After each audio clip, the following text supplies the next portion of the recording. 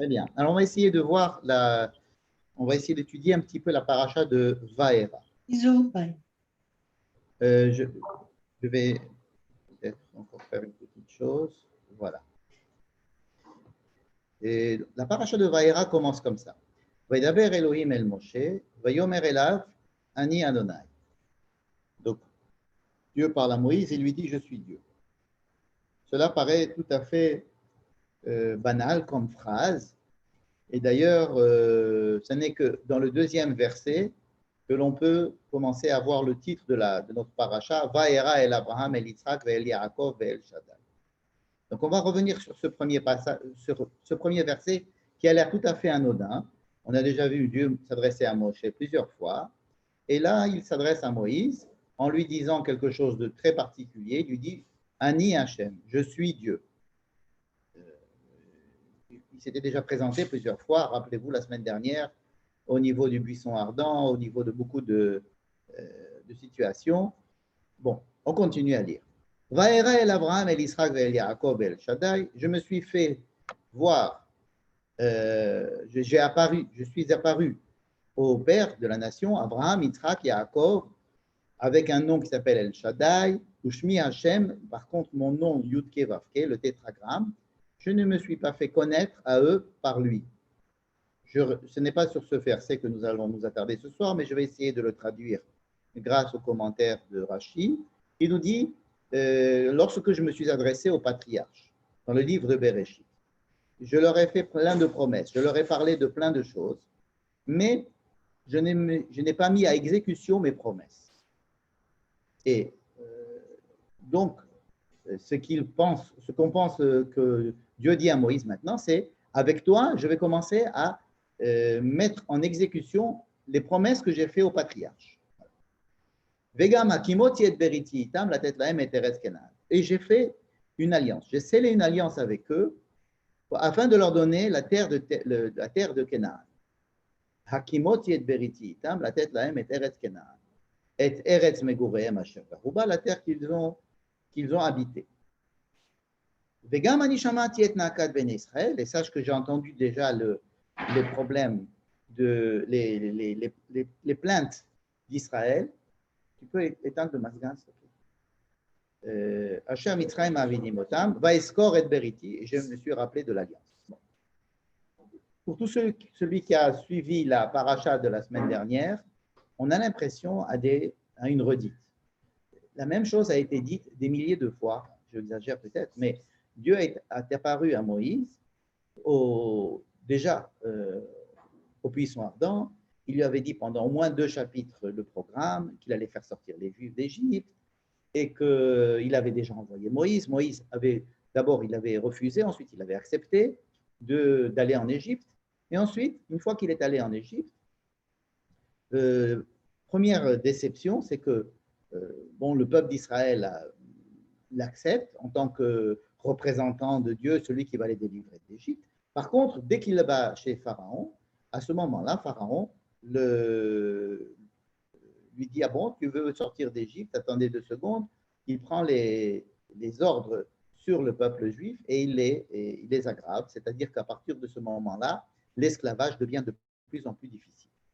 Et alors Moïse revient chez Dieu en lui disant, mais qu'est-ce que c'est que cette histoire? Pourquoi est-ce que tu m'as envoyé chez Pharaon? Ça ne marche pas. Et tout ce que tu m'as dit ne s'est pas réalisé. Et c'est là Dieu lui a dit, mais attends, patiente un petit peu, tu vas voir. Et donc notre paracha commence à ce moment-là en lui disant, quand Dieu s'adresse à Moïse et lui dit, tu sais, voilà, il lui raconte l'histoire des pères. Je suis apparu à Abraham, à Yitzhak, à Yaakov, des ancêtres, et je leur avais fait des promesses, et eux m'avaient écouté sans problème, ils avaient admis tout ce que je leur avais dit, et c'était comme ça qu'on avait convenu, et c'est avec toi que je vais par contre commencer à les mettre en pratique. Qu'est-ce qui a changé? On a l'impression qu'il y a, je ne sais pas, c'est quelqu'un qui essaie de démarrer une voiture, et puis il essaye, il démarre et ça ne marche pas. La voiture, elle reste sur place. Et il continue à essayer, ça ne marche pas.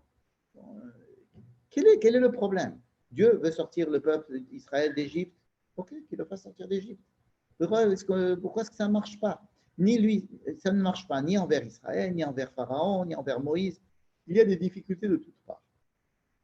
On a l'impression que la Torah reprend les mêmes versets. Dieu parle à Moïse et Moïse va chez le Pharaon et on va chez Israël. Bref, il y a quelque chose qui cloche dans cette histoire. C'est ça que je voudrais essayer de voir avec vous ce soir, c'est-à-dire d'essayer d'analyser les versets pour essayer d'en sortir quelque chose qui pourrait nous aider à avoir une réflexion sur tout ce grand événement qui va être la sortie d'Égypte. D'abord, on n'est pas encore sorti d'Égypte, même dans notre paracha, nous ne sortons pas d'Égypte. Dans notre paracha, il va y avoir 7 plaies d'Égypte. La paracha de la semaine d'après va avoir 3 plaies d'Égypte. Et après les 3 plaies supplémentaires, alors commencera la sortie. Et donc, il faudra encore très longtemps pour qu'on sorte d'Égypte. Dans notre paracha, on n'est pas encore sorti d'Égypte. On n'est pas encore sorti de l'auberge, si j'ose dire. Alors, regardons un petit peu la suite des versets que nous venons de dire. Tu vas aller dire, la reine est morte, l'Ivné Israël. Je te demande d'aller, s'il te plaît, voir le peuple d'Israël et tu leur diras, Ani Hachem, je suis Hachem. Je l'ai mis ici en exergue parce que vous allez voir que ça revient, regardez, déjà 3 fois dans ce qu'il doit leur dire. Je les ferai sortir d'Égypte, je les sauverai d'Égypte, je les délivrerai d'Égypte, je les prendrai comme peuple, je serai pour eux un Dieu et je l'amènerai sur la terre. Donc ça paraît tout à fait très sympathique. Encore une fois, des promesses faites au peuple d'Israël pour les faire sortir d'Égypte. Vaïdaber Moshe ken Béné Israël. Donc Moïse repart chez Béné Israël. Velo Shameu el Moshe. Et par contre, le peuple d'Israël, cette fois-ci, n'en peut plus de Moïse. Ils ne veulent plus écouter Moïse. Ils ne veulent plus écouter Moïse parce qu'ils ont eu déjà une mauvaise expérience avec l'intervention de Moïse. Mais Kotser Ruach ou Me'avoda Kasha. Et en plus, ils ont énormément de travail. Ils ont encore plus de travail qu'avant et ils sont impatients. Ils sont impatients et ils ne veulent plus Moïse. Donc voilà encore une fois une parole de Dieu qui est adressée aux enfants d'Israël et qui échoue. Encore une fois, on continue. Maintenant, va s'il te plaît, va voir Pharaon, afin qu'il fasse sortir le peuple d'Égypte. Et Moïse dit, il ne faut pas exagérer, écoute, déjà le peuple d'Israël, il est en colère contre moi. Pharaon, il m'a déjà renvoyé une fois. Comment est-ce que tu veux que Pharaon accepte encore une fois de me recevoir? Vaidaber Hachem el Moshe, encore une fois. Dieu parle à Moïse et à Aaron cette fois-ci. Et il leur dit, allez voir le peuple d'Israël, allez voir Pharaon, afin qu'il fasse sortir le peuple d'Égypte. Alors, on va essayer de mettre un petit peu de céder, d'ordre dans toute cette histoire-là, parce que ça commence à devenir extrêmement bizarre, si on peut dire. Ça commence à devenir bizarre, cette histoire. Alors, nous qui connaissons ces versets par cœur, on a l'habitude de les lire, de les relire, et on n'a pas de problème avec ça.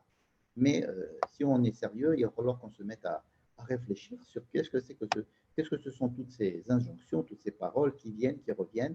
Et pour cela, je vais demander de faire un petit retour en arrière pour voir ce qui s'est passé dans la paracha de la semaine dernière. Alors, je suis obligé de retourner dans la paracha de la semaine dernière, la paracha de Shemot, c'est-à-dire au chapitre 2. Je vous rappelle le début de l'histoire. Vayi bayamim ha'hem, vayigdal Moshe vayetze elecha, vayar besiv lotam.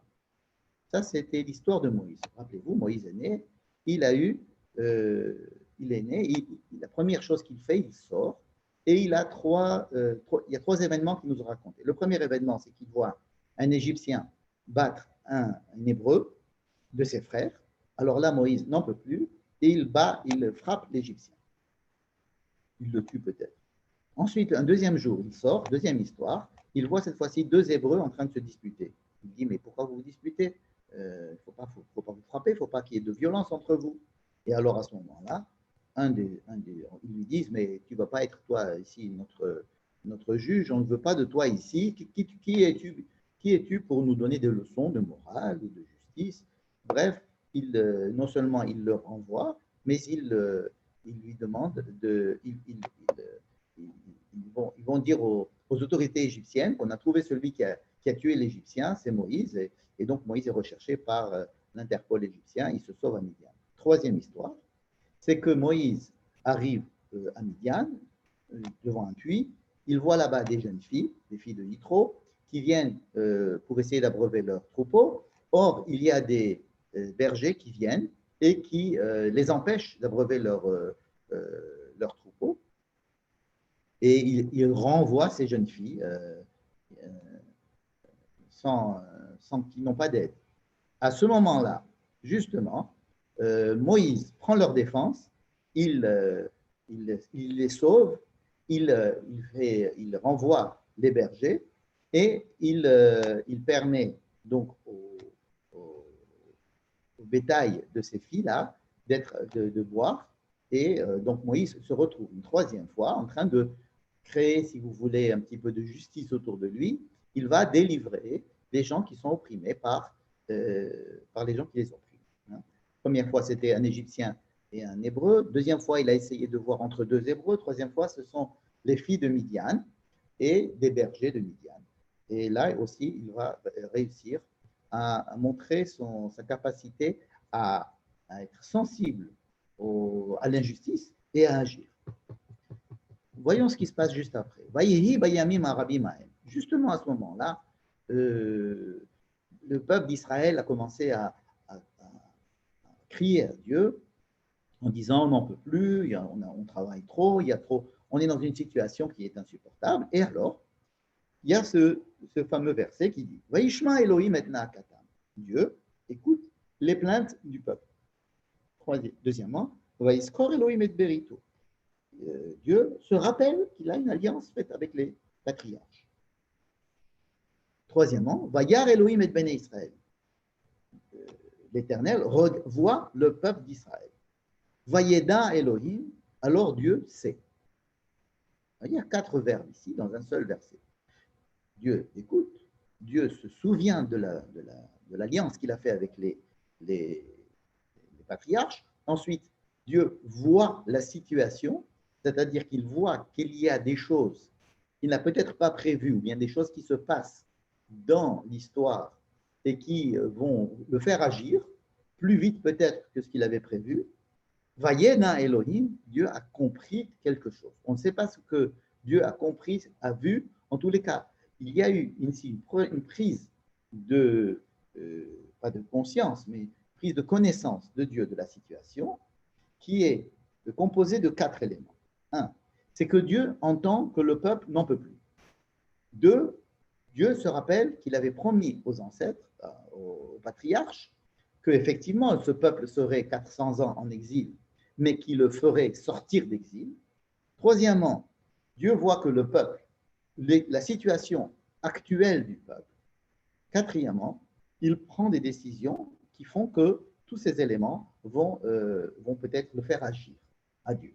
C'est un verset qui concerne Dieu avec lui-même. C'est-à-dire que la Torah nous raconte ce qui se passe chez Dieu. Ce n'est pas que Dieu raconte cela à quelqu'un, c'est la Torah qui nous raconte ce qui se passe à l'intérieur, si j'ose dire, de la tête de l'Éternel. Alors, ayons ces quatre verbes, ces 4 phrases en tête. Arrive Moïse. Moïse va sur le mont Sinaï et là, Dieu se présente à lui. On ne va pas revenir sur ce qui se passe au buisson ardent, mais Dieu lui dit quelque chose à Moïse. Il dit Vayomer Hashem. Dieu dit à Moïse Ra'o ra'iti et oni ami. J'ai vu ce que le peuple est en train de souffrir. Deuxièmement, et sa'akatam shamati.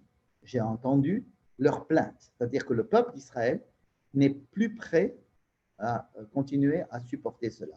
J'entends les plaintes. Je ne peux pas faire comme si je n'entendais pas les plaintes. Il y a un programme divin. Pendant 400 ans, ce peuple doit rester en Égypte.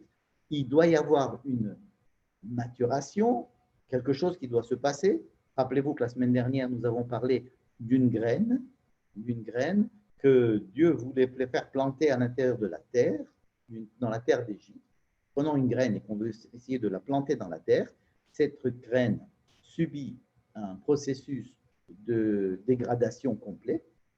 Et une fois que ça s'est complètement dégradé dans la terre, il y a quelque chose de miraculeux qui se passe, c'est que de la terre va pousser une nouvelle plante ou voire un arbre.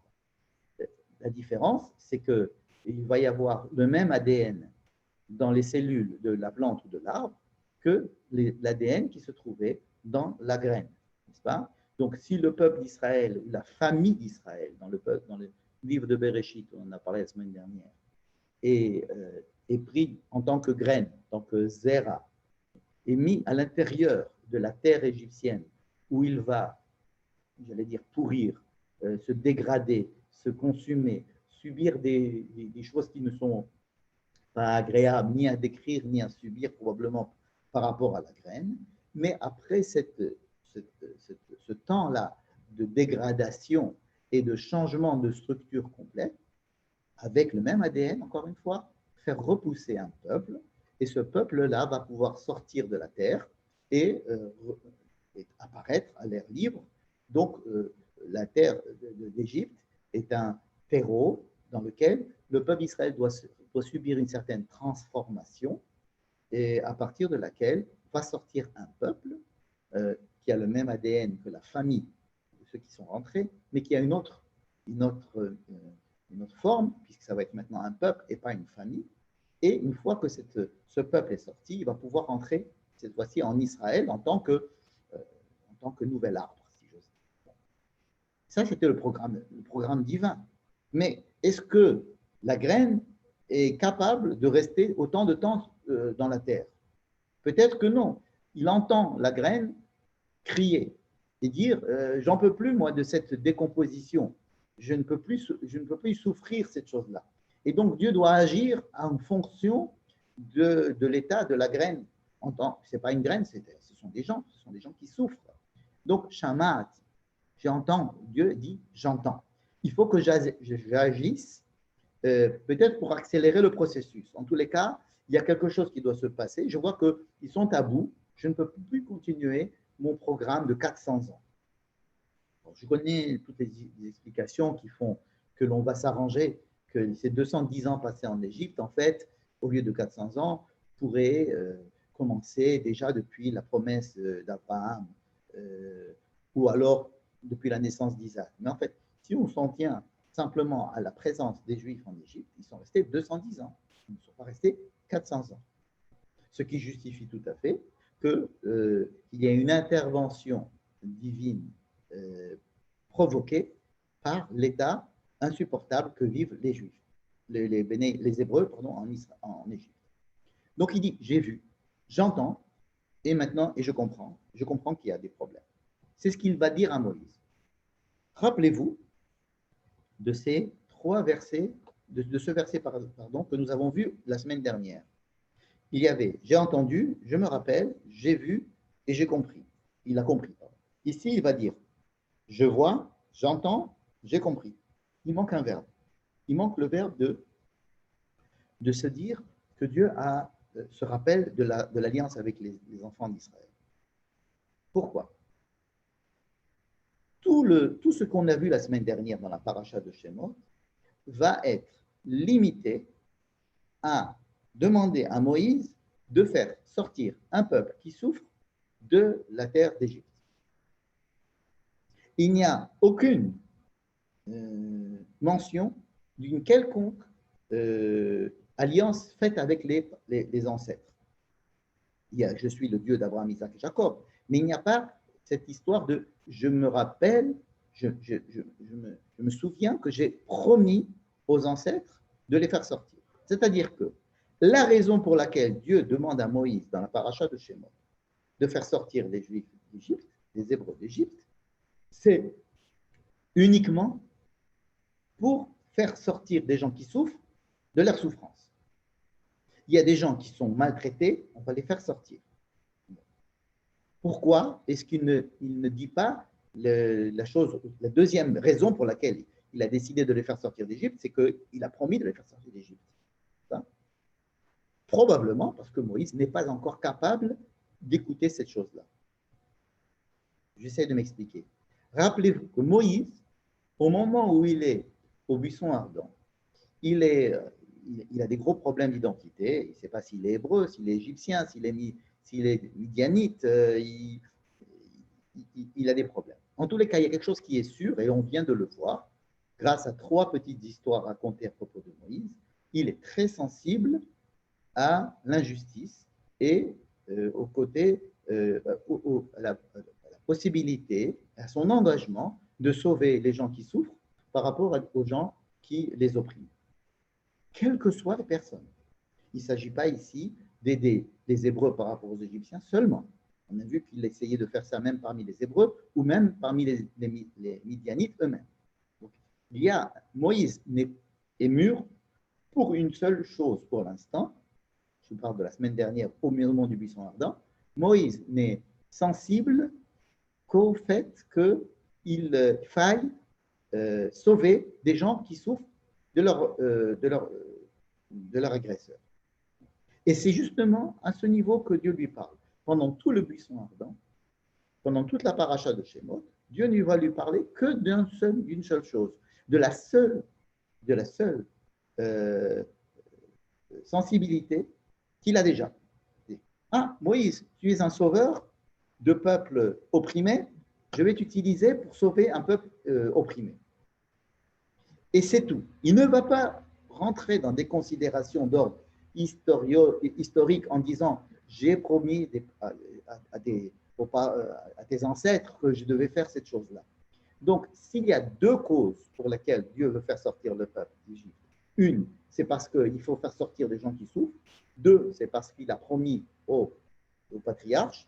Dans le paracha de la semaine dernière, il ne va dire à Moïse, il ne va parler à Moïse que d'une seule raison, à savoir, il y a un peuple qui souffre, j'ai entendu leur souffrance et j'ai décidé de les faire sortir et c'est toi qui vas être le vecteur de cette sortie. Ce qui va se passer dans notre paracha, c'est qu'il va y avoir quelque chose qui va il y a un grand changement.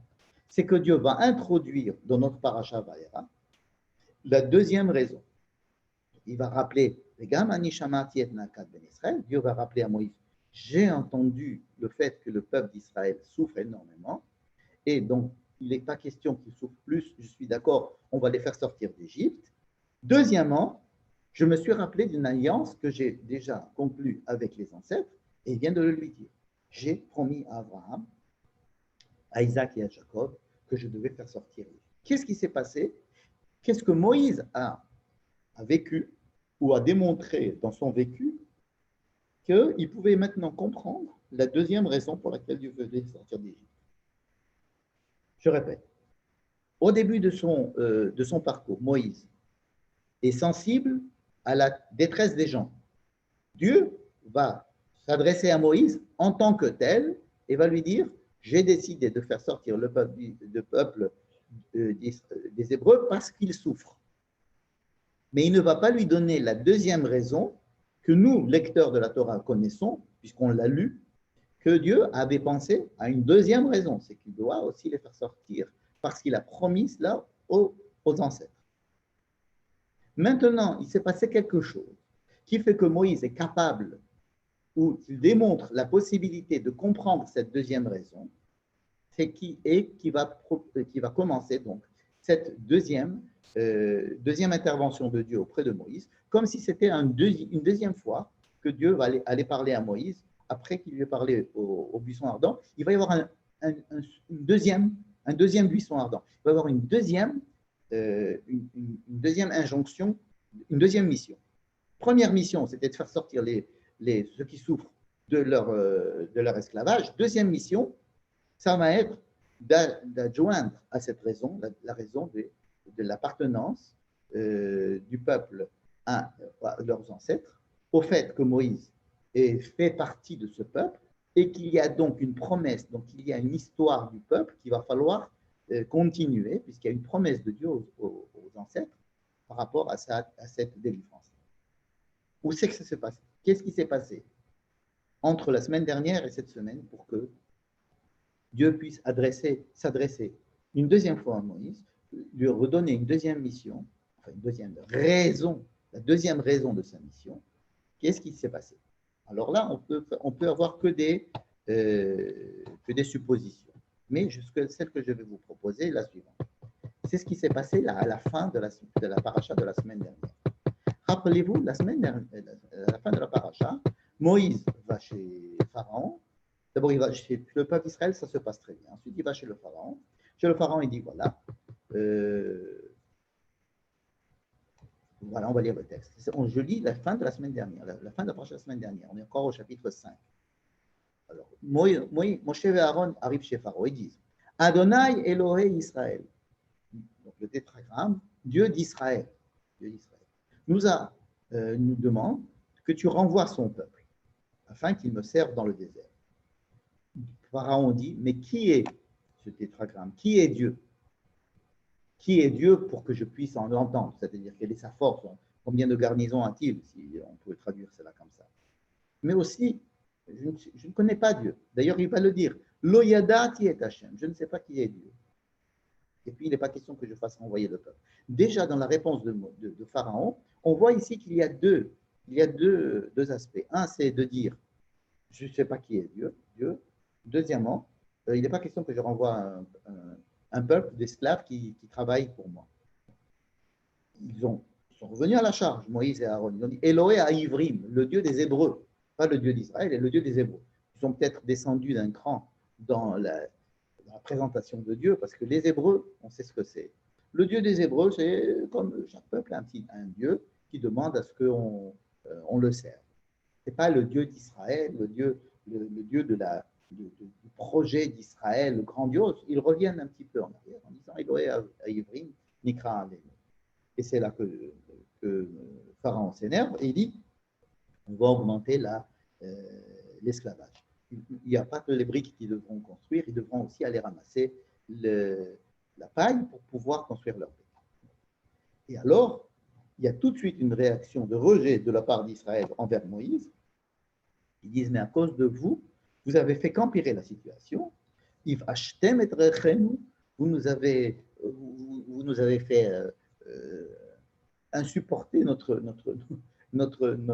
âme enfin, vis-à-vis de Pharaon. Tu as créé encore plus d'antisémitisme chez Pharaon. Tu nous as fait haïr encore plus chez Pharaon. La tête tu n'as fait que de leur donner une épée pour nous tuer. C'est une accusation extrêmement grave du peuple d'Israël envers Moïse et Aaron qui disent à cause de vous, on va mourir encore. Et là, à ce moment-là, on se rappelle de quelque chose. À ce moment-là, on se rappelle que Moïse, la dernière fois qu'il avait eu affaire aux Juifs, aux Hébreux, pardon, rappelez-vous, les deux Hébreux, lorsqu'il leur avait dit, écoutez, je suis venu pour essayer de faire la paix entre vous, il n'y a pas de raison que vous frappiez l'un sur l'autre, essayons de trouver une situation pacifique entre vous. Les deux Hébreux s'étaient retournés contre lui en lui disant, tu veux nous tuer? Ils ont commencé à le menacer lui-même de mort, ils sont allés le vendre aux autorités égyptiennes, ce qui avait fait fuir Moïse en se disant quoi? C'est ça les Hébreux? On veut les aider et ils se retournent contre moi? Alors je ne suis pas Hébreu. Et il est parti à Midian. Il a été dégoûté de la réaction des Hébreux. Or ici, il y a une réaction à peu près similaire, cette fois-ci elle est entièrement justifiée puisque c'est vraiment lui et toute sa mission qui a entraîné cela. Tout le peuple et ses dirigeants se retournent contre Moïse en lui disant arrêtez votre histoire, vous nous avez fait qu'empirer la situation. Qu'est-ce que fait Moïse? Il pourrait très bien abandonner encore une fois à ce niveau et dire écoutez, bon, moi on m'a dit que j'étais hébreu, d'accord, je veux bien, que j'avais certains pouvoirs, je veux bien, qu'on me demande de l'aide, je veux bien donner de l'aide, je veux bien donner de l'argent, mais après avoir donné de l'argent, que ça se retourne contre moi, non, j'arrête. J'arrête de prêter mon concours à tout ce projet. Hein, rappelez-vous, par exemple, imaginez par exemple un juif américain ou européen, on va le chercher, on va lui dire, voilà, tu as un certain pouvoir, tu as de l'argent, est-ce que tu peux aider le peuple juif pour faire certaines choses, etc. Et on le convainc. Lui, il se dit, bon, d'accord, et puis il vient, et puis il aide. Il donne de l'argent, ou alors il fait l'aide, il procure l'aide qu'on lui a demandé d'apporter. Et ensuite, cette aide va se retourner contre lui. Imaginons par exemple que le tribunal israélien considère que cet argent qu'il a donné a été donné de façon illégale, et que ça a corrompu des dirigeants, et qu'on on va essayer même de le mettre en prison, ce monsieur qui a essayé d'aider. Et alors, il se dit, arrêtez avec votre histoire. Moi, ce que j'ai voulu, c'était aider. C'était pas rentrer dans des situations telles que je me retrouve moi-même accusé de faire du tort à mon peuple. Alors, laissez-moi tranquille. Ne me parlez plus de ça. Je ne veux plus entendre parler des Juifs ni d'Israël. Moi, je retourne dans mon business et ça suffit. Ça pourrait être tout à fait compréhensible. Or, là, Moïse, au lieu de quitter cette fois-ci, encore une fois, le business et de se dire, bon, écoutez, ça suffit, hein, moi je ne voulais pas, je suis parti dans un pays tout à fait tranquille, à Midian, je me suis marié, j'ai des enfants, ma vie, et bon, on m'oblige à revenir et à essayer de faire ce qu'on veut, et puis bon, alors maintenant, ça ne marche pas, et il m'accuse, à tort ou à raison, je lâche l'affaire. Et pourtant, le verset d'après, le verset 22, va Yashov Moshe el Adonai, Moïse retourne chez Dieu et lui dit, alors c'est vrai qu'il est en colère, il dit, pourquoi est-ce que tu as fait du mal à ce peuple? Et pourquoi tu m'as envoyé? C'est-à-dire, au lieu de dire, j'arrête, il continue à se battre pour le peuple et pour la cause. Ça, c'est une marque assez intéressante à soulever, c'est que Moïse se sent hébreu maintenant.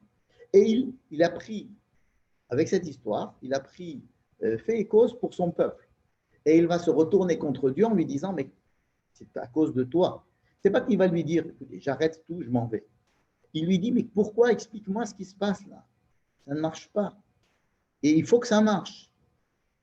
Or, depuis que je suis venu de chez Pharaon, ce peuple ne fait que souffrir. Et tu ne nous délivres pas. Qui c'est qui est demandeur maintenant de la délivrance et d'arrêter les souffrances? C'est Moïse lui-même. Ah, voilà ce qui s'est passé à la fin de la semaine dernière. Ça veut dire que Moïse, qui s'est upgradé, si j'ose dire, de quelqu'un qui veut simplement aider les autres à aider les opprimés à sortir de l'oppression, il va sentir maintenant une fibre d'appartenance au peuple d'Israël, au peuple hébreu.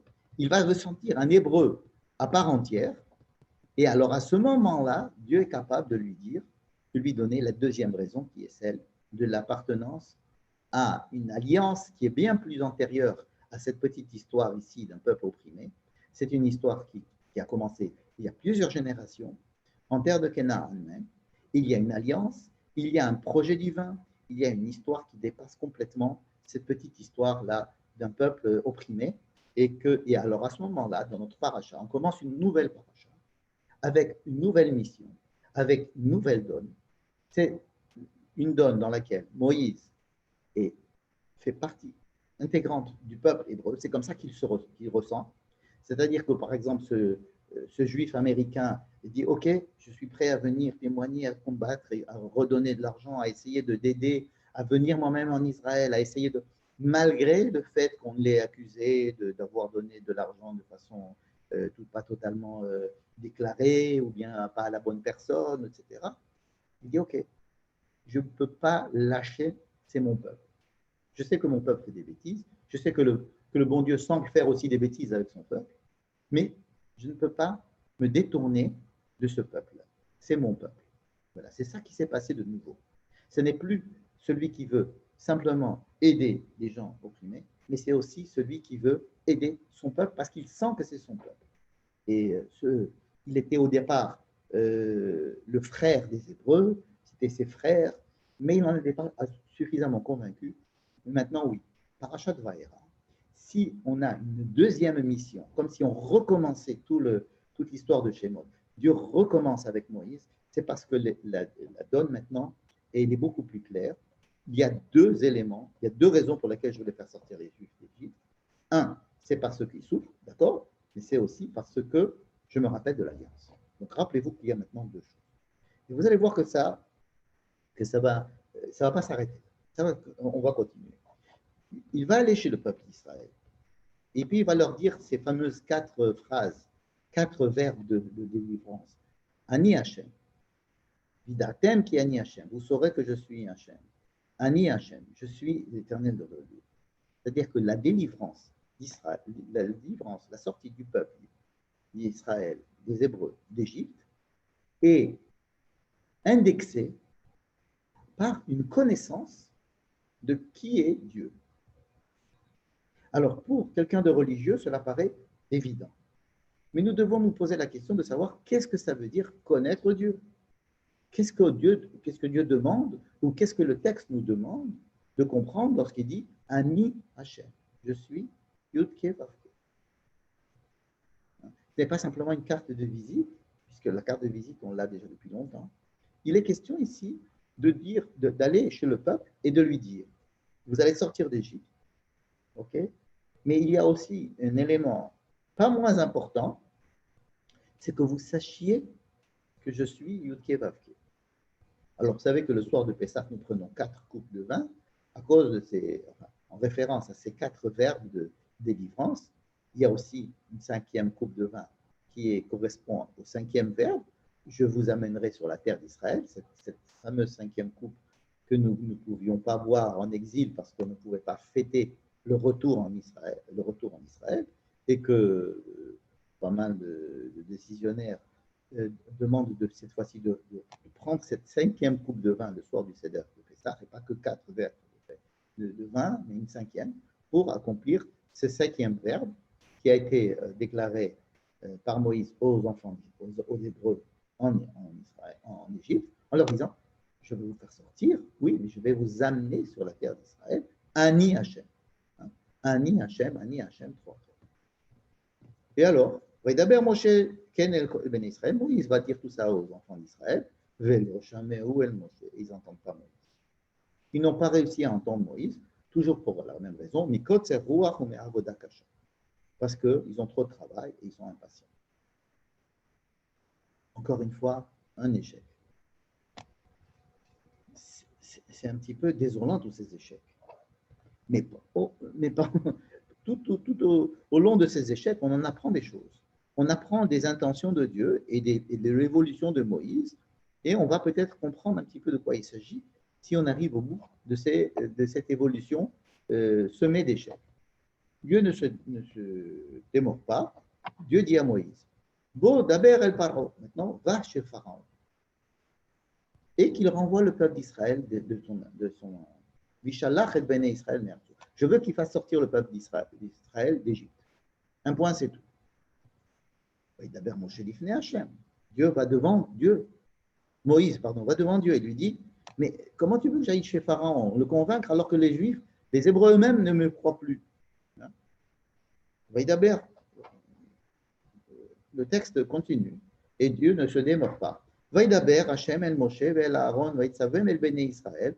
Dieu est allé chez Moshe et Aaron, il leur a demandé de retourner chez les Bénis Israël et chez Pharaon, roi d'Égypte, afin qu'il fasse sortir le peuple d'Israël d'Égypte.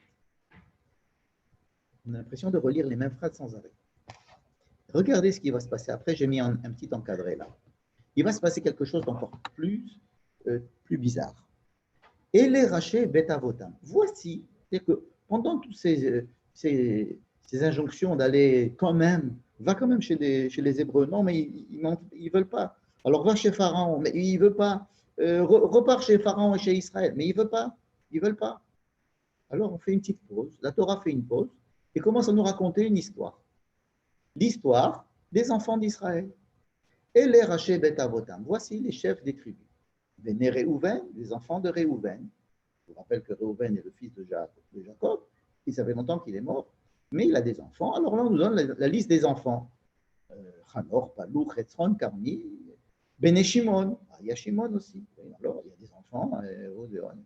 Il y a aussi Lévi. Les Shemot Béné Lévi. Voici les enfants de Béné Lévi.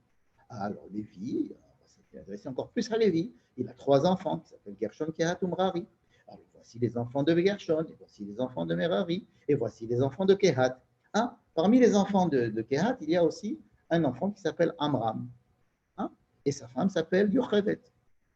Vous vous rappelez, les fameux parents de Moïse, dont on avait omis intentionnellement de donner leur nom la semaine dernière. La semaine dernière, on avait dit un homme a épousé une femme de la tribu de Lévi et ils ont eu un enfant. On ne savait ni le nom de l'homme, ni le nom de la femme, ni le nom de la fille qu'ils avaient eu, donc la sœur de cet enfant, ni le nom de l'enfant. Ils n'avaient pas donné de nom à l'enfant. C'était la fille de Pharaon qui a donné le nom. Alors que là, on nous donne exactement le nom de M. Amram, qui a épousé Mme Yochevet, et elle a eu 3 enfants, un qui s'appelle Aharon, un qui s'appelle Moïse, bon, on ne dit pas ici qu'ils ont eu Myriam, mais on aurait pu. En tous les cas, ici, on nous donne tous les enfants de tout le monde. Aaron, avec qui il s'est marié, il a eu ses enfants, etc. Et il a eu 4 enfants, et Lazare. Et donc, on nous raconte toute l'histoire de la famille avec le nom de chacun. Il y a 45 noms qui sont donnés dans ce petit carré. Et on nous dit à la fin, vous savez, on est arrivé maintenant à connaître les ancêtres et toute la famille de Aaron et Moshe. Eh bien, ce sont ces mêmes Aaron et Moshe dont on parle depuis le début. Ou Aaron ou Moshe. C'est Aaron et Moshe. Vous voyez, Aaron et Moshe dont on parle là maintenant, c'est-à-dire les enfants de Yochevet, de Amram, etc., les cousins germains de Shimon et de Réhouven et tout ça, ce sont des Lévis, des enfants de Jacob, tout ça, c'est eux, Aaron et Moshe. Non, n'en doutez pas une seconde. Qu'est-ce que la Torah vient nous dire? Ou Aaron ou Moshe, Asher Amar Adonai Lahem, Rotziu et Ben Israël. C'est eux à qui Dieu a demandé de faire sortir les Juifs d'Égypte. Et c'est eux aussi qui ont parlé avec Pharaon pour faire sortir les Juifs d'Égypte. Ou Moshe et Aaron. 3 fois on nous dit que c'était vraiment eux. Et si on avait eu un doute à propos de qui étaient Moïse et Aaron. Et c'est fini. Le petit carré est fini. On a fini notre parenthèse en ayant relié ce monsieur Moshe et ce monsieur Aaron à leur famille. C'est une famille. On ne va pas commencer à nous donner les noms de toutes les tribus, les 12 tribus. La Torah se limite à Réhouven, Shimon, Lévi. Ensuite, elle développe la famille de Lévi. Pour arriver à Aaron et Moshe, stop, ça suffit. Le but souhaité est atteint. Celui de relier, de mettre Aaron et Moshe, cette fois-ci, à l'intérieur de leur famille. Et alors, pourquoi est-ce qu'on nous dit ça maintenant? Voyons les versets qui vont suivre.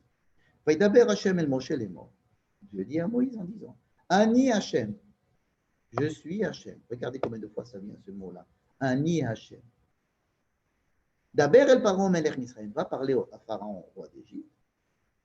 Et kol asher ani dover elecha. Tout ce que je t'ai dit. Quoi? Tout ce que je t'ai dit. Ok, alors, mais quoi exactement? Tout ce que je parle. Le fait que je te parle.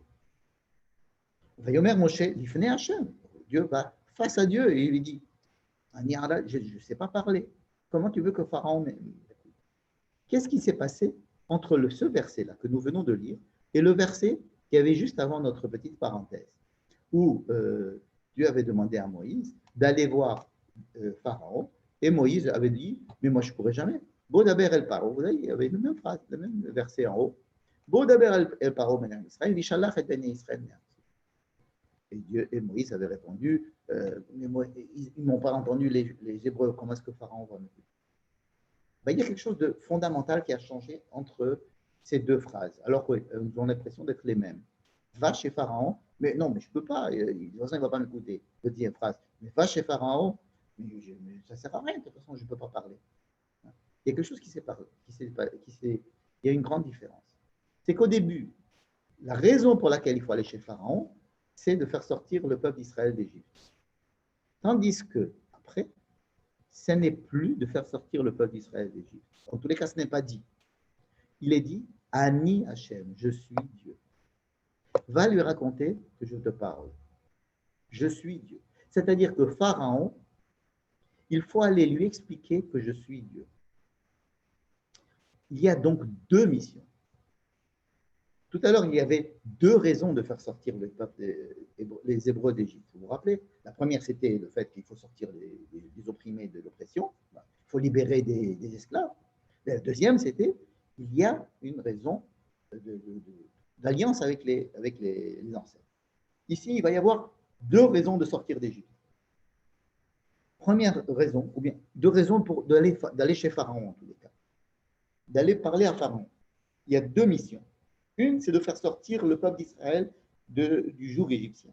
2, c'est de faire comprendre à Pharaon que je suis Dieu. On a l'impression que c'est la même chose. Ouais, je suis Dieu, donc tu vas les faire sortir. On pourrait dire, vous savez, c'est monsieur le ministre qui est là, il demande à vous voir. Ah bon, si c'est monsieur le ministre, donc je suis monsieur le ministre, donc vous allez intercéder à ma requête. Non, non, il y a deux choses complètement différentes, a priori, qui sont la sortie du peuple d'Israël, du peuple des Hébreux d'Égypte. La deuxième, c'est va dire à Pharaon que je suis Dieu. Et c'est ça qui m'intéresse, d'essayer d'analyser. Pourquoi est-ce que la paracha prend tellement de temps à nous expliquer toutes ces histoires-là? Qu'est-ce qui s'est passé d'abord entre ces deux phrases? La phrase où il demandait à Pharaon de faire sortir le peuple et le fait qu'il demande à Pharaon de dire « je suis Dieu ». Il s'est passé cette parenthèse de ligne généalogique de Moïse et de Aaron. À savoir que lorsque Moïse va rentrer chez Pharaon, lui dire « je veux faire sortir ce peuple », c'est mon peuple, c'est des gens, c'est des copains, ou ce n'est pas des copains, ce sont des gens que je trouve, c'est tout à fait injuste de voir des esclaves comme ça. Et bien, si ces gens-là, Moïse et Aaron, viennent en tant que fils de Amram et de Yochevet, fils de Kehat, fils de Lévi, fils de Yaakov, fils d'Abraham, fils d'Israël, fils d'Abraham, et porteur d'une alliance qui dépasse complètement ce qui se passe, ce qui se joue aujourd'hui entre nous, dans la réalité égyptienne actuelle. Il y a quelque chose qui nous dépasse. Il y a une situation qui nous dépasse. Il y a quelque chose que nous sommes porteurs d'une famille. Nous sommes les descendants d'une famille. Nous sommes en relation avec une famille. Le Moïse anonyme, le Amram anonyme et Yochevet anonyme deviennent maintenant des gens à part entière avec des noms qui se rattachent à une famille. À ce moment-là, ils sont capables de parler et d'expliquer qui c'est Dieu, Ani Hachem. Ou alors, Dieu du Yud-Keh-Vav-Keh peut se dévoiler chez Pharaon, mais pas que chez Pharaon. Chez Pharaon, ça veut dire chez tout le monde, parce que Pharaon, c'est la personne la plus respectée dans le monde à l'époque. Donc chez Pharaon, chez ses serviteurs, et comme tout le monde est son serviteur, donc chez tout le monde. C'est-à-dire de se faire connaître Dieu dans le monde. J'allais dire, et surtout de faire connaître Dieu chez les Juifs eux-mêmes, chez les Hébreux eux-mêmes. C'est-à-dire que la parenthèse que j'ai encadrée ici, et qui est vraiment une parenthèse que l'on ressent lorsqu'on lit la paracha, c'est qu'on quitte le récit pour aller nous raconter les cadastres généalogiques de toutes ces personnes-là. C'est pour nous dire que ce n'est que parce que ce sont les enfants de Amram et Yochevet, fils d'eux, qu'ils peuvent être porteurs de la parole de Dieu et ils peuvent démontrer ou être les exemples même de la démonstration de qui est Dieu. Alors maintenant, nous avons donc expliqué qu'il y a deux histoires en parallèle. Une politique et une théologique. Une politique, c'est de faire sortir un peuple d'Égypte. Deuxièmement, c'est d'essayer d'expliquer qui est Dieu et pourquoi est Dieu. Regardons les versets qui suivent, juste après. Nous sommes au chapitre 7. Il y a ici partage des tâches entre Moïse et Aaron, un qui sera celui qui transmet la parole de Dieu, un qui va la transmettre à Pharaon, peu importe.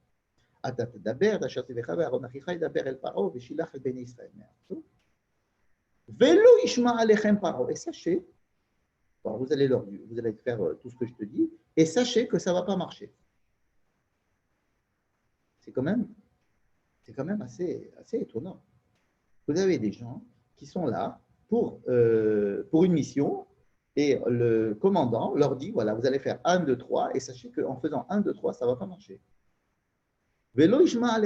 Sachez que Pharaon ne va pas vous entendre, ne va pas accepter de faire sortir le peuple d'Israël. Pourquoi? Parce que moi, j'ai décidé qu'il ne fasse pas sortir le peuple d'Israël.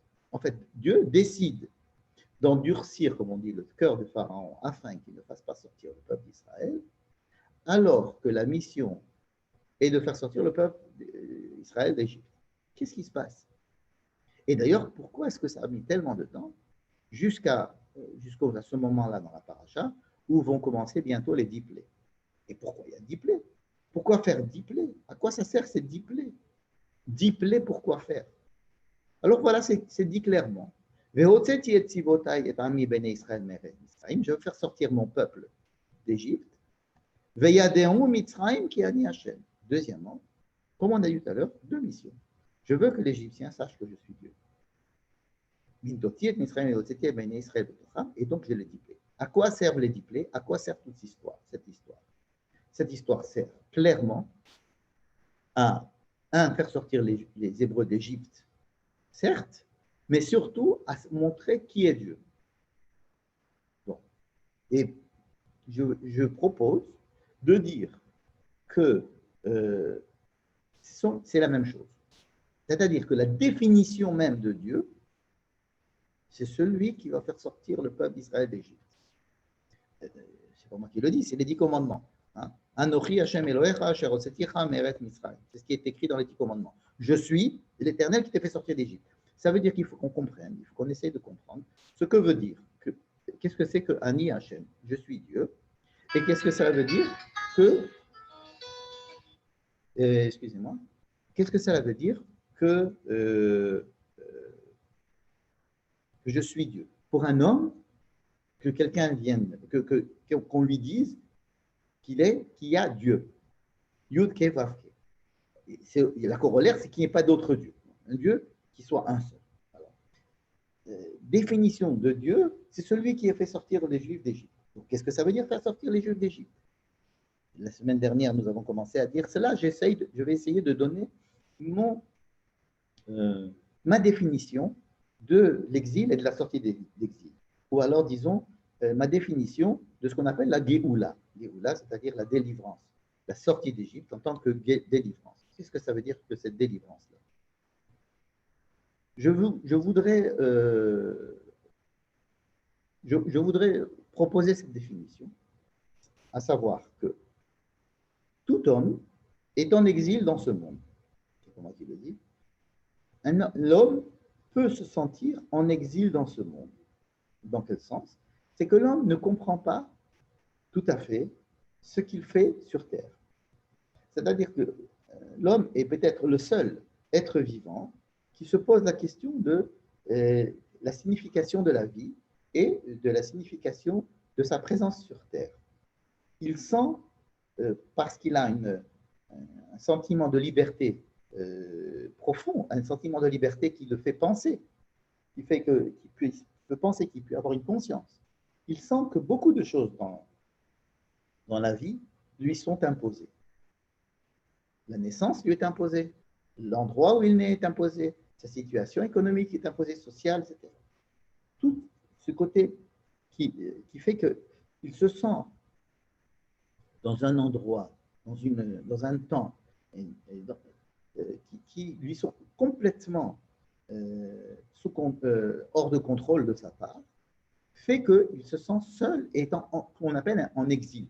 Un homme qui n'est pas sur son pays, qui n'est pas dans chez lui, ressent cela avec encore plus de force. Il sent qu'il a perdu ses repères, les gens autour de lui lui sont hostiles, et comme un homme en général peut sentir qu'il se sent qu'il est un mauvais animal, un animal assez peu performant en tant qu'animal, et que ses capacités intellectuelles et cognitives ne lui font que du tort parce qu'il se pose la question de savoir qu'est-ce qu'il fait là. Alors on essaye plus ou moins de ne pas trop nous poser la question parce que ça nous embête. On essaye de répondre par des réponses. Mais il y a une proposition ici de la sortie d'exil, la sortie de cet état d'exil de l'homme, c'est de de recevoir, d'accepter, de comprendre, de vivre cet état dans lequel nous sommes en le faisant rentrer à l'intérieur d'une histoire qui nous dépasse, qui est beaucoup plus large que mon simple point de vue personnel. Et le fait d'accepter, j'avais parlé de ça la semaine dernière avec les histoires de de la circoncision et du fait que j'accepte, en fin de compte, la mission qui m'est imposée. Et même si cela demande de la douleur, de la souffrance, même si c'est dans ma chair, et c'est quelque chose qui me met en danger de mort, eh bien, le fait de l'accepter, de la prendre sur moi et de la transcender me permet de pouvoir être candidat à la sortie d'exil. Alors, qu'est-ce que ça veut dire sortie d'exil? Ce n'est pas beaucoup plus compliqué que d'essayer d'accepter, de comprendre, d'être joyeux avec cet état qui m'est imposé parce que j'accepte l'idée que je suis d'abord libre de le penser, conscient de le penser, et je suis en accord avec une idée qui me dépasse et qui englobe et qui donne du sens à toute l'histoire. Alors, ça peut être très bien interprété comme la religion et l'opium du peuple, c'est-à-dire je vous donne une explication qui va vous calmer, qui va vous permettre d'avaler tout. Et ici, la condition, c'est justement de ne rien avaler. C'est d'accepter sans avaler. Faire sortir les Juifs d'Égypte, ce n'est pas quelque chose de simple, ce n'est pas quelque chose qui est simplement d'ordre technique, comme on l'a vu. Si c'était de l'ordre technique, ça serait passé en un clin d'œil, on n'en aurait pas parlé. Parce que ce passage de l'état où je suis complètement obligé de subir mon état complètement et de souffrir de cet isolement à l'intérieur d'un exil où je ne comprends pas ce qui se passe autour de moi et ma place dans ce monde, et que je sens que je suis en train de subir tout ce qui se passe autour de moi, ça c'est l'être en exil, c'est-à-dire que je suis en exil d'un endroit où j'aurais pu être peut-être plus libre. Sortir de là et arriver dans cet état de liberté. Mais liberté, est-ce que ce n'est pas une liberté est-ce que c'est une vraie liberté? Parce que ce n'est pas l'un de l'autre.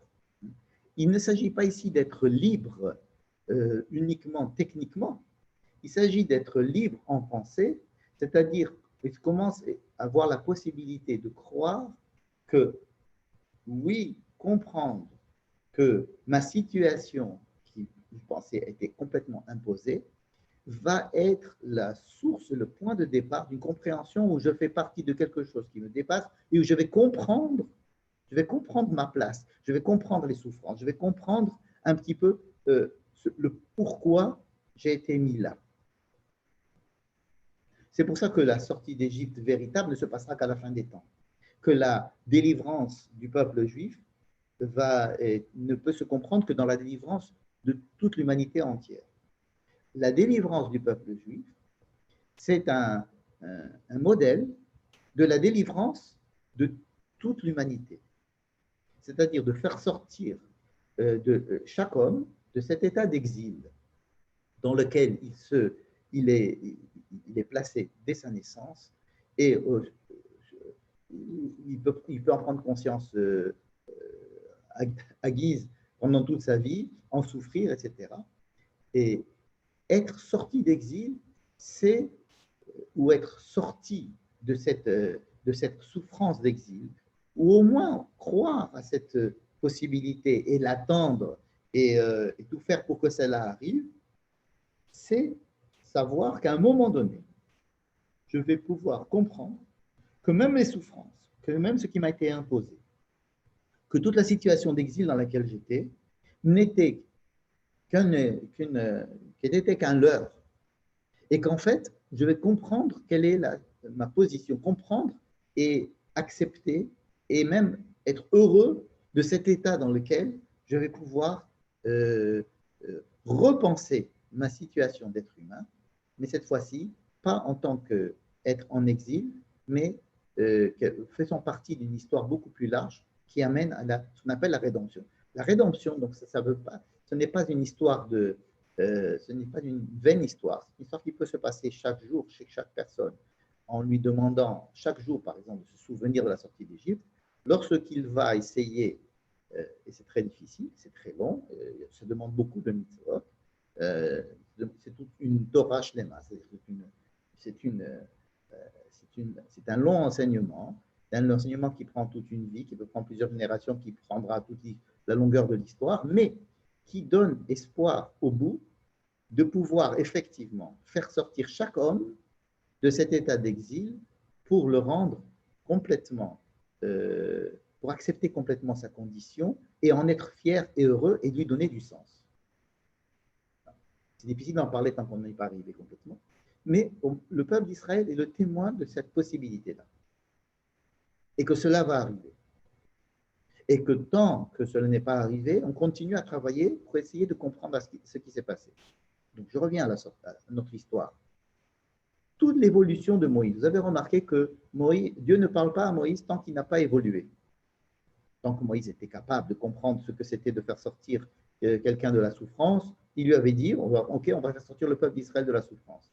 Lorsqu'il a été capable de se sentir partie intégrante d'un peuple, faisant partie d'une histoire, quand il s'est senti partie intégrante du peuple, qui n'allait pas le lâcher pour une raison, parce qu'il y avait pour une raison ou pour une autre, alors Dieu lui a dit, tu fais partie de cette alliance, je vais te faire porter cette alliance sur toi. Et en tant que porteur de l'alliance, tu vas pouvoir le faire transmettre aux autres. C'est-à-dire que Dieu va avec Moïse selon son évolution, comme on a vu. Eh bien, il va aller avec le peuple juif avec son évolution. Rappelez-vous ce qu'on a dit au début. Le peuple juif, il ne peut pas attendre 400 ans. OK? Alors, on va essayer de faire quelque chose pour accélérer les choses. Cette accélération va demander beaucoup plus d'efforts, va demander beaucoup plus de travail, va demander peut-être un ralentissement dans d'autres processus. Mais Dieu va avec l'homme selon son évolution. Il va avec Moïse selon son évolution, parce que c'est le prototype du peuple entièrement, du peuple juif, et c'est le peuple juif est le prototype même de l'être humain. Il va aller en évolution. Et il va suivre cette évolution, mais toujours en le pressant, en le mettant dans des situations où il faudra être confronté à cette évolution. Alors, cette évolution est très lente, elle est très complexe. Pourquoi? Parce qu'elle comporte deux facettes qui sont les deux facettes d'une même pièce, à savoir, je suis Dieu et je te fais sortir d'Égypte. Alors, qu'est-ce que c'est que Dieu? Dieu, c'est quand je suis face à Dieu, je suis face à autre chose que la réalité d'en bas, si je vais dire. C'est la réalité d'exil. Être face à Dieu, c'est être face à celui qui est l'insuffleur de vie, d'espérance, de direction, pour pouvoir sortir de cet état d'exil dans lequel l'homme peut se sentir. Être face à Dieu, ce n'est pas autre chose que d'être face à cet espoir que me donne la vie de pouvoir voir ma souffrance ou mon état comme faisant partie de quelque chose de beaucoup plus élevé qui me transcende et qui peut me rendre heureux à partir du moment où je le comprends. Il y a dans la présence face à Dieu quelque chose de délivrant, qui va délivrer l'homme. Alors que quand on pense à Dieu aujourd'hui, on pense à des contraintes. Et c'est vrai qu'il y a des contraintes, mais il y a ces contraintes-là ne sont que des contraintes qui obligent l'homme à se confronter par rapport à ce problème-là de l'exil, c'est-à-dire le problème de la dépression, le problème de la souffrance, le problème de l'incompréhension du sens de la vie, de se mesurer à cela et de lui dire de l'accompagner dans chaque petit moment de la vie à essayer de comprendre à chaque fois, en faisant référence à chaque fois à la sortie d'Égypte, pour essayer de le faire sortir de sa condition d'être exilé dans ce monde, pour le faire sortir et lui donner du sens à sa vie dans ce monde. En fait, chaque mitzvah, chaque commandement a pour but d'essayer de sanctifier l'homme, c'est-à-dire de les kadesh auto, c'est-à-dire de le faire sortir de sa condition engluée d'être exilé, qu'on a obligé d'être ici, qui se sent obligé d'être là, qui se sent opprimé par la réalité des choses, de faire sortir de là, même d'un petit acte, même comme la nourriture, ou bien de laver les mains, de le faire sortir un instant pour lui donner une perspective de sortie d'Égypte, c'est-à-dire de faire sortir de sa condition euh, d'emprisonnement dans l'instant présent. Donc, le fait de dire à Pharaon, il faut que tu lui dises que je suis Dieu, c'est d'abord parce qu'il faut le dire à Pharaon, parce qu'il faut le dire à tout homme, et il faut le dire aussi aux Juifs, aux Hébreux. Les Hébreux doivent savoir qu'est-ce que c'est qu'être devant un IHM. D'ailleurs, c'est écrit dans la paracha de Bo. Toute cette histoire-là va être longue, va être difficile, mais afin de démontrer ma présence, de lui démontrer ma présence aux Égyptiens, c'est-à-dire que ce n'est pas un enseignement qu'il faut faire au Pharaon seulement, ni aux Égyptiens, ni au peuple d'Israël, mais à toutes les générations qui viendront ensuite, parce que c'est une affaire qui va continuer à occuper l'homme tout le temps de l'histoire humaine, cette histoire. On n'est pas sorti de l'auberge aussi facilement parce qu'on reste des êtres humains qui sont un petit peu toujours emprisonnés en Égypte, c'est-à-dire emprisonnés dans cet état où l'incompréhension et la colère de cette incompréhension du manque de sens de la vie est quelque chose qui peut nous engloutir et nous rendre libres, c'est essayer de nous donner la possibilité de sortir de là. Donc, c'est pour ça qu'il y a tout le temps, me semble-t-il, toujours deux objectifs. Il y a l'objectif immédiat, faire sortir le peuple qui souffre. Deuxièmement, l'objectif de faire rentrer cela à l'intérieur d'une histoire beaucoup plus large qui est celle de l'alliance avec les parents, avec les ancêtres. L'injonction de faire sortir de façon politique un peuple d'une terre à une autre terre et surtout de dévoiler à travers cela l'existence de Dieu, c'est-à-dire l'existence de ce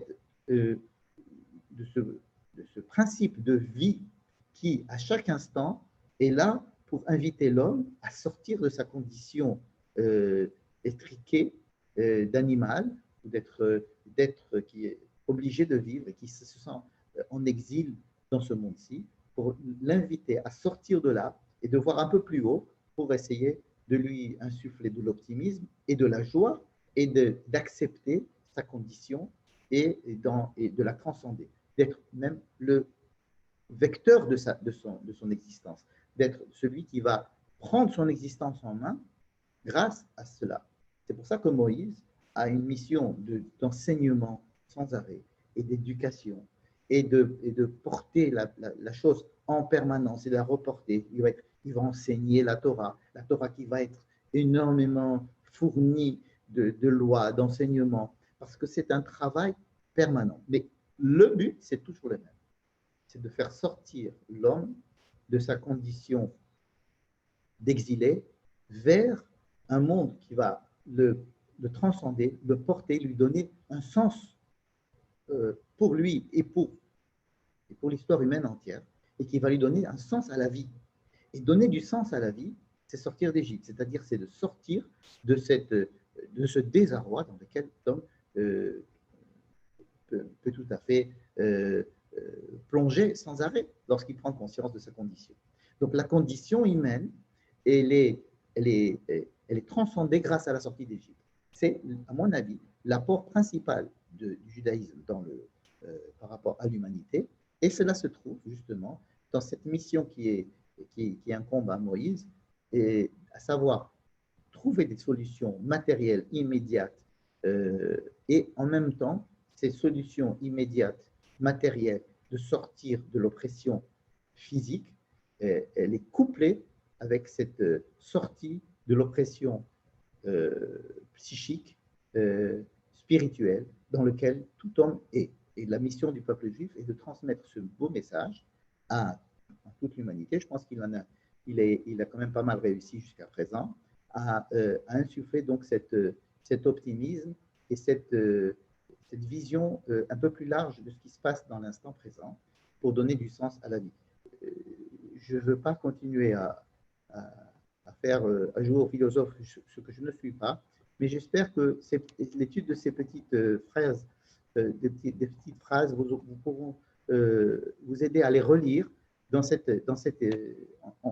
voyant sans arrêt le passage d'un domaine à l'autre et en sachant que l'un renvoie à l'autre, un domaine renvoie à l'autre.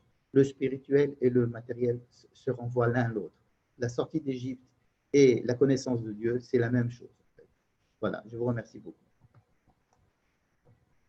Maintenant, si vous avez encore des questions,